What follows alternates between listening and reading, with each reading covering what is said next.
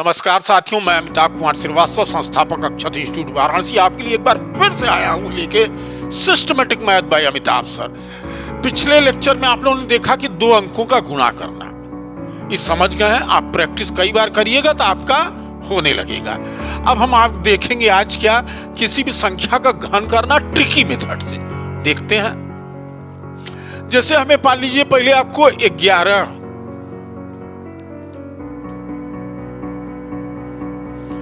11 का क्यूब करना है,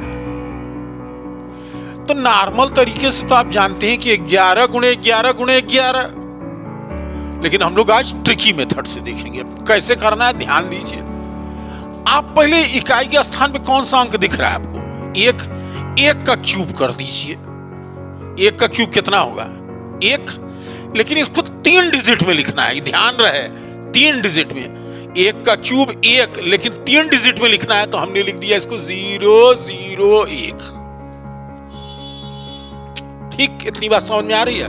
अब दहाई पे कौन सा अंक दिख रहा है आपको? 1, उसका क्यूब कर दिए। 1 का क्यूब 1, लेकिन इसको भी 3 डिजिट में लिखना है, तो हम लिख दिए 001। अब हम क्या करेंगे, इतना कर लेंगे आप।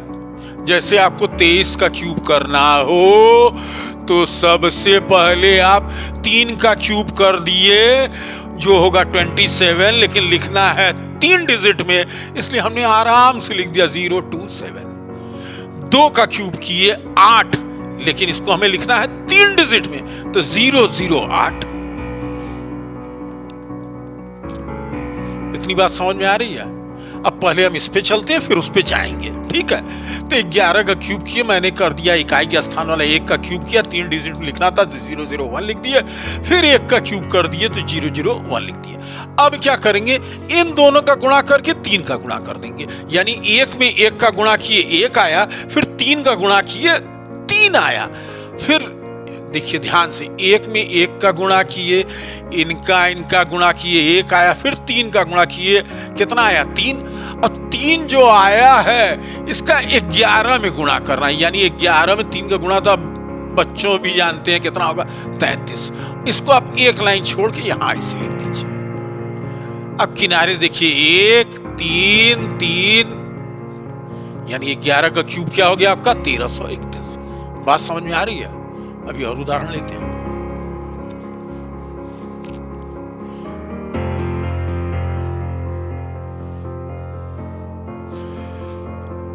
इसको भी हमने जो देखा था, इसको दिमाग से मेरे स्लिप कर गया था, ये भी देख लीजिए। 3 का क्यूब किया 27, 008। अब इन दोनों का गुणा करके, 3 का गुणा करके इसी में गुणा करना है। इन दोनों का गुणा किए, 2 में 3 का गुणा किए 6 में 3 का गुणा किए 18, इस वाले 3 का गुणा किए 18। अब 23 में 18 का गुणा करना है, तो आप कॉपी पे लिख लीजिए।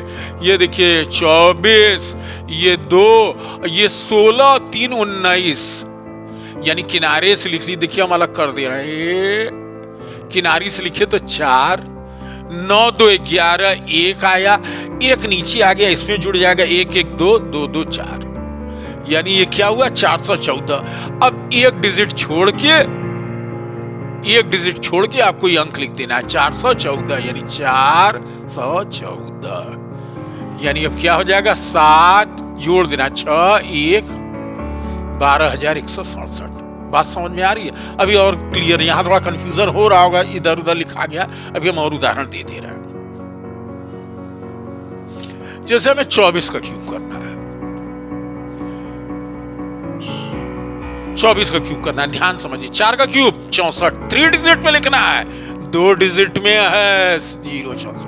2 का क्यूब 8, लिखना 3 डिजिट में है 1 डिजिट में 008। फिर क्या करना है, इन दोनों का गुणा करके 3 का गुणा करना है। 4 का 2 से गुणा किए 8, 8 में 3 का गुणा किए 4 दूनी 8, 3 24। अब 24 में 24 ही का गुणा करना है, तो अब 24 का वर्ग तो आपको याद ही है 576 होता है। 1 डिजिट छोड़ के लिख दिए 6 7 5। अब जोड़ दीजिए, इसको जोड़ दीजिए, 4 6 6 12, 1 हुआ, 7 1 8, 8 5 13, यानी कि 24 का क्यूब हो गया 13,824। अभी और उदाहरण लेते हैं।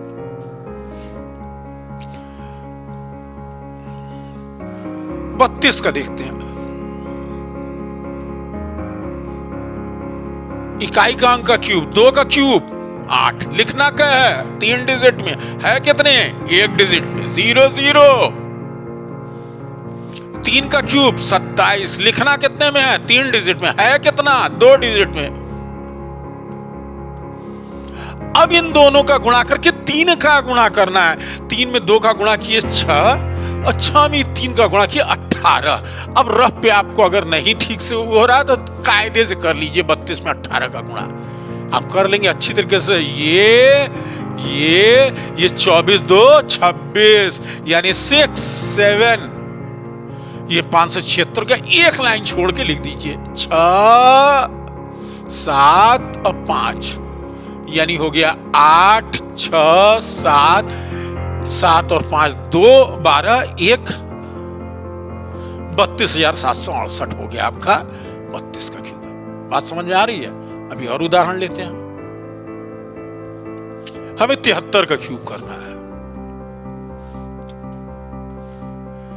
इकाई पे रखी संख्या का क्यूब करना है, 3 डिजिट में लिखना है 27 0 2 7। अब 7 का क्यूब आपको याद रहना चाहिए 343 343। इन दोनों का गुणा करके 3 का गुणा करना है, यानी 7 में 3 का गुणा किए 21, 21 में 3 का गुणा किए 63, अब 73 में 63 का गुणा करना है। आराम से आप कर लेंगे। 9 42, ये 21 18 21 18 21 18 39, यानी 9 9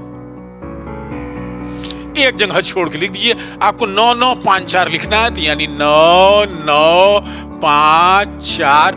अब इधर जोड़ लीजिए 7 9 2 11, एक हाथ में आया 9 1 10, एक हाथ में आया 5 3 8 1 9, ये और ये। समझ में आ रही है बात? इतना आप कर लीजिएगा। इस ढंग से आप किसी भी संख्या का घन कर सकते हैं। आज के लिए इतना ही, धन्यवाद।